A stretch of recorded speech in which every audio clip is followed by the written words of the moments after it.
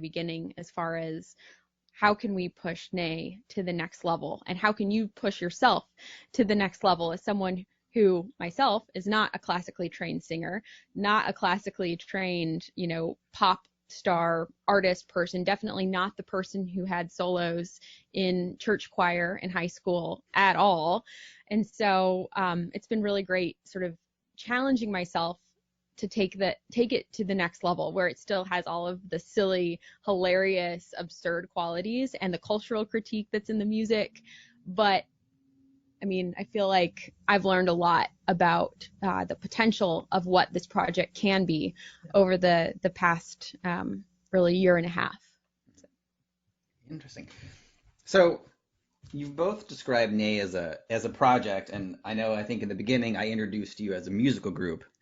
So I know I want to hear a little bit more about like the semantic argument of that. So how do you what do you consider JaNae to really be? And I probably misspoke entirely, but so what is JaNae? Because then you talked about it a little bit, but what is it and what is it becoming? Mm-hmm. That is a great question. I'll start, and then Ryan will probably have a few ideas to fill in. JaNae is the persona, the pop artist persona of the artist JaNae Contag. So I've separated this pop persona from myself as a project, as an endeavor, and that's and so the JaNae brand, the JaNae identity is what takes on, what's the Instagram, what's the marketing, who's the artist, what's that like three-letter that three-letter name for the artist that sings these ridiculous songs is JaNae. And to me, at the core of JaNae's persona, she's obsessed with consumerism. She's obsessed with her own like materialistic, guilty pleasures, but at the same time, there's an internal conflict or an internal struggle that deals directly with sort of acknowledging and identifying what I call the vicissitudes, the problems, the issues of living in a technocratic society. So the way that technology and the way that we consume has changed so much based on changing technology and really the changing face of capitalism. Whereas, back in the 1950s and 1960s, you get a very different picture of what consumerism or what materialism is, because you're looking at like massive book-like Sears catalogs that have these beautiful illustrations of women with new dishwashers and soap dispensers and lawnmowers, kitchens, all of these things that can be bought, purchased, and selected and put into a space. Whereas now, a lot of people right now, myself included, are involved with the conversation around dead malls or the death of shopping or the death of shopping in person, especially during the pandemic. And so what is JaNae's response to all of that? Well, I think she looks at it and says, are you freaking kidding me? People are standing in lines, driving in lines outside of Starbucks to get a coffee before like heading over to errands at Target. And it's like, I don't know, but they still have their phone open with an Amazon shopping cart. Like, maybe we're seeing a different change or different form in this. And so part of JaNae's goal as both being like deeply embedded and deeply entrenched in the consumerist pleasure of all of it is also like, come on, y'all, like, ooh, wake up. This is still happening. Yeah, that's why she answers the long, deep questions. I think that so just to go in a little, that was a wonderful answer. I don't even know how to respond to that. That was great. My perspective and the thing that I enjoy about producing artists is to allow them to go into those headspaces that JaNae just described and be there fully. And then I like to take that project and sort of organize it and go like, okay, that's a really cool idea. That's like a $200,000 idea. Do we have a $2,000 idea? Like $2,000 idea. Like, so I would say that I love being in that zone of like the absurd. And I think we do that a lot when we're talking about song ideas and things like that. But then I go back to spreadsheets and cost and how much time I'll need to do something, or whether we're going to record live strings, and like, how do we get that together? So as a producer of, I would say, the artist JaNae, we both produce that character. Mm-hmm. And Yes. my job in some respects is to sort of feed the beast of ideas and then get out of the way when the ideas start happening. So, and then try to capture them as a recording engineer and figure out how to make that happen. So a lot of it is sort of a relationship with any artist, but with this project specifically. With that being said, the JaNae project right now, we have an album that we're releasing here shortly, Push Button Future, and that's the first album. But we also have 2 other albums that are in production, and a third ambient album that we've worked on over the last couple months. So my role in a lot of this is actually just keeping things organized. And I look at art, and possibly this is because of my background, but I look at art and music and all these sort of creative tasks, in parentheses, as actually very technical tasks where you just have to put in the time. And, you know, some people disagree with me on it, but I find that no matter who you ask, the most eccentric artist is putting in time.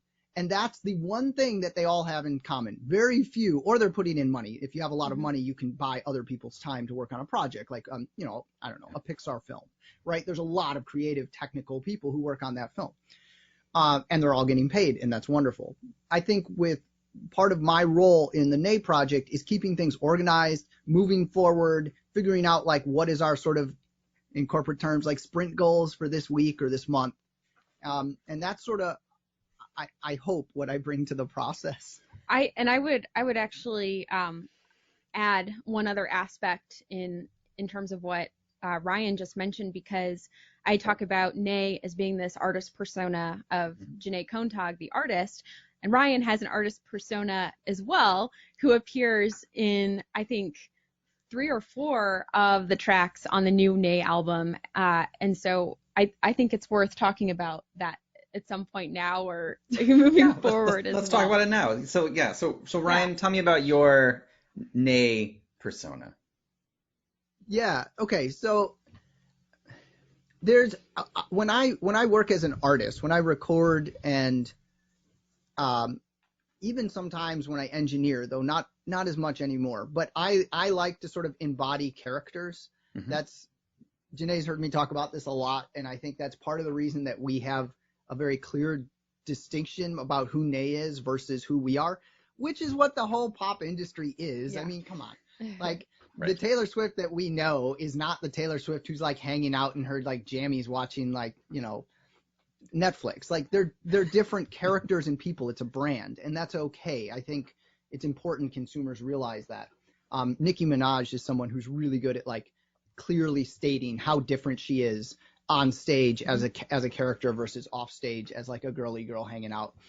Anyway, so for me, I've always done this, and I think part of it was sort of my bringing up in high school, classical music family, me playing jazz, but also like heavily into hip hop and stuff. And so I enjoyed beatboxing and that sort of thing. And that character, had I gone that direction, a lot of people that I collaborate with in the Black's Backroom group refer to me as Blizzle.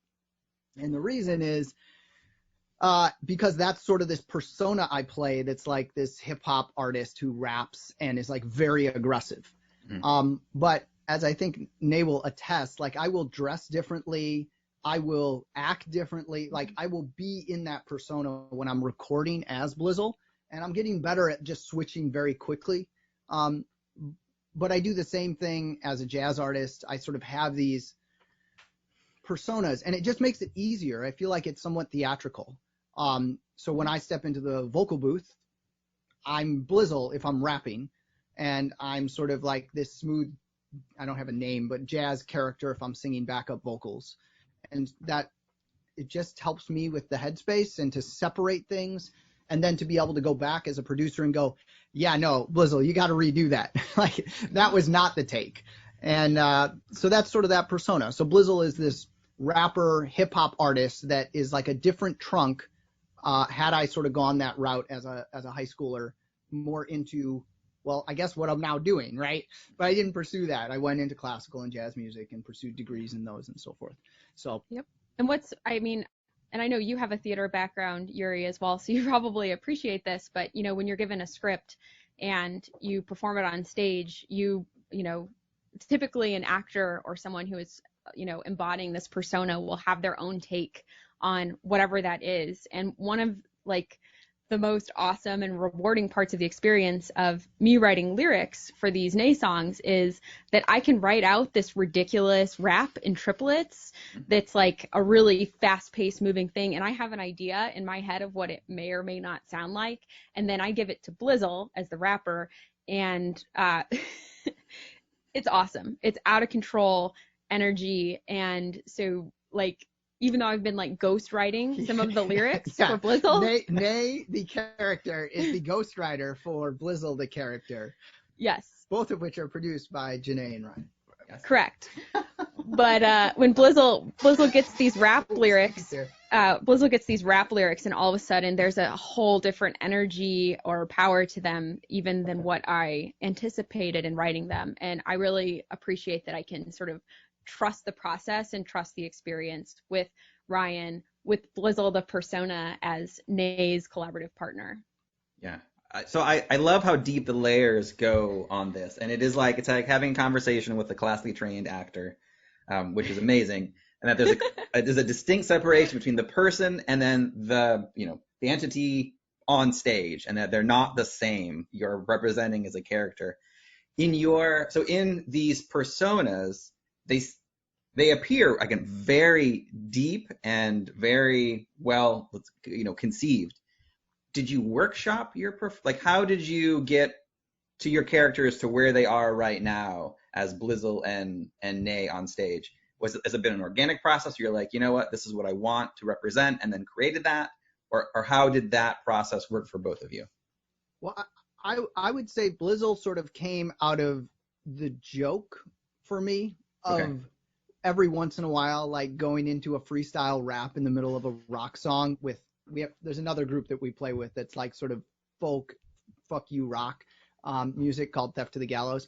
And so I would just play around and I would joke around. And so after doing that for 10 years, there was the nickname just kind of stuck. And then we developed a character. So it was a joke at first because people were making fun of this sort of hip hop thing that I just can enjoy and do.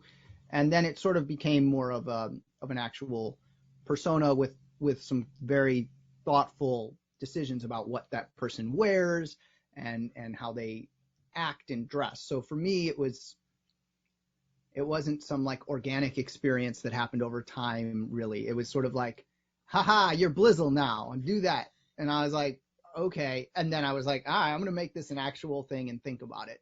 Yeah. So I would say that really only happened over the last 4 years, 5 years. Mm-hmm. Yeah. For me, I think I've learned a lot, especially in the last year specifically. And I think that the process of workshopping the character as JaNae is ongoing. And the first time JaNae was really on stage doing her thing, creating dance moves for songs, was really, last year during the series of interactive Black's Backbone shows that we did at a local theater here. And that was a chance for me to start exploring what that looks like, or what would JaNae say in X situation, or why is JaNae going to drag this entire male mannequin up on stage and construct it in front of a live audience? What are the motivations behind that? And I think there was a lot of reviewing too. We would go back and watch the show and go yes, that didn't work. That was out of character. That broke the fourth wall too much. Yeah.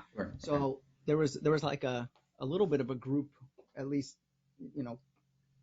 development of the pop persona JaNae. Mm-hmm. Yeah. But the JaNae persona goes way back to the stuff you were talking about earlier with grad school and Absolutely. Absolutely.